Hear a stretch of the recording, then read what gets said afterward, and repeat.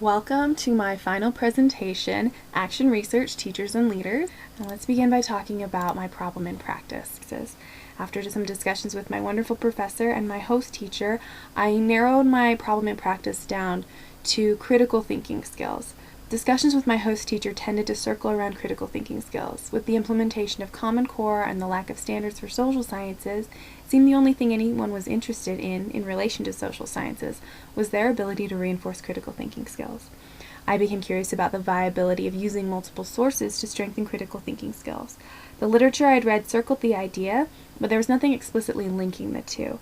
This became my problem in practice: how critical thinking skills could be introduced and taught to students more effectively. From that evolved my research question: was there a correlation between the development of critical thinking skills and the variety of sources students see or work with? And if so, what was that correlation? Now, in planning and initiating and implementing this project, I faced some interesting situations. I began planning for the situation and for sharing my research in the last term, interacting with the teachers and administrators I met through my observations of my work at the junior high and at the high school. But that preparation needed some change and some adjustment because there were changes in the administration at the school this year, which cut me off from the principal and kind of alienated my host teacher. Thankfully, another level of preparation I'd been working on during the research project itself was trying to keep a realistic and practical mindset of how I could use and share what I was finding in real life. I did my research with a host teacher using her room, and conversations with her about what I'd read and what I was considering helped me identify clearer means of conveying my ideas. I used context I had at the school from previous employment and community work to create an opportunity to share this. I accessed those existing relationships, and the setting where I shared my results included secondary teachers from the junior high and the high school, and parents and members of the student council. Nearly everyone in attendance I had a relationship outside of my role at the school, from previous committees or role I had in the community. Presenting my research in an open district meeting meant that no one was obligated to be there, and I used that to my advantage. After the meeting and during refreshments, I was able to follow up with teachers and get their feedback, engage their level of interest. And in the weeks that followed, I've been able to talk to teachers at both schools about my presentation and encourage them to share with others. It may be a bit biased, but I've asked them to share with those that were favorable to my findings and spread the idea around that way. And because my relationship was with them outside of school, it was easier for me to get their help in this way. Now, in talking about the potential for the project, because my project, the nature of it requires no classroom overhaul. It's teacher-driven and it crosses curriculum. The clearest and easiest way to continue my work is in my own room teaching and in discussing and sharing my success and struggles with my colleagues.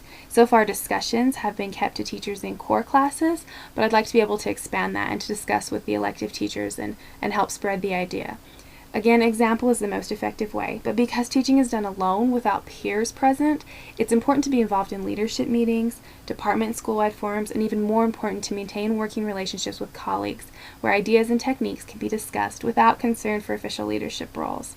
As a relatively new teacher, leadership roles may be long in coming, but example and enthusiasm and consistent effort create leadership opportunities. Which leads me into the dynamics. I was in kind of an interesting position. I've worked in the past as a substitute teacher at the junior high, but during the time I was doing this, I was just there as an observer. But I also worked in some extracurricular programs like We the People, and I was known for that. I was also a substitute teacher at the high school, and many teachers only knew me in that role. And then outside of school, I had a lot of roles in the community in different organizations and auxiliaries. So a lot of people knew who I was, but didn't know who I was in relation to presenting this research.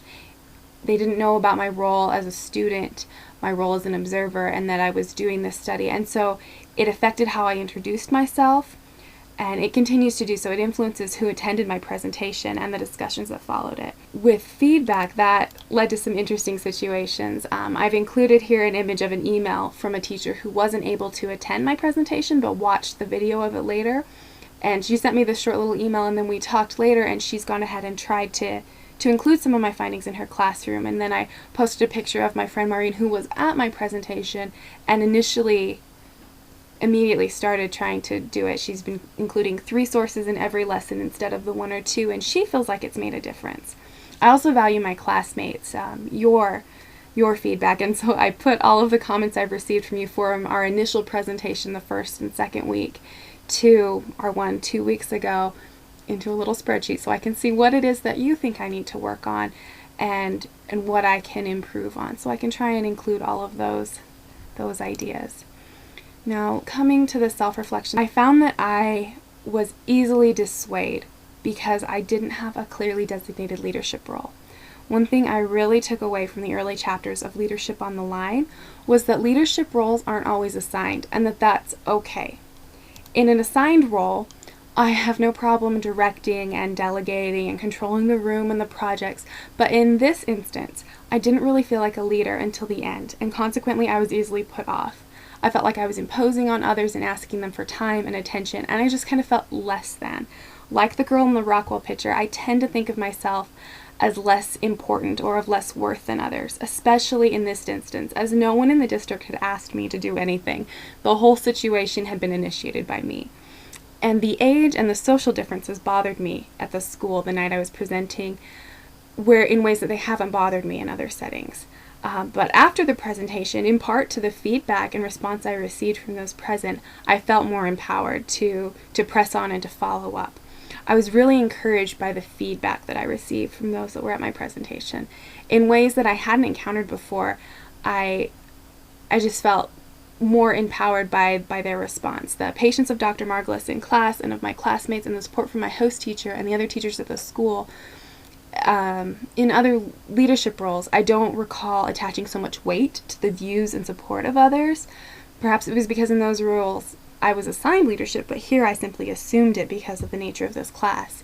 But the feelings that those you are sharing with support you is just wonderful. I also increased my understanding of the need to network. Because of the changes in the administration at the school over the summer, I was afraid that making a time to present my findings would be an issue. The new principal never responded to my initial emails and, in fact, spoke to me for the first time last week. So I had to go outside this clearly delineated hierarchy, and that was weird for me. But without responses from the principal, I had to start talking to teachers and administrators that I had relationships with outside of my observation role. I've often looked at networking at using people in a negative way, but people were really willing to help me, and it would have been impossible for me to arrange this without their help. Now, coming to the last part, educators as change agents, I have been discouraged with teaching the last little bit. It's been 5 years since I got my undergrad and completed my first year of teaching, and I've taken kind of a break. None of the friends I graduated with took that break, and very few of them are teaching now. With the changes in standards and policies and state and district cutbacks and just the frustrations that come with being a teacher, most of them have left and found other careers. And talking about the role of teachers as a way to make change has helped me adjust my dimming view and see it as something other than an altruistic dead end. The ultimate power to improve the teaching and learning environment is with the teacher in the classroom.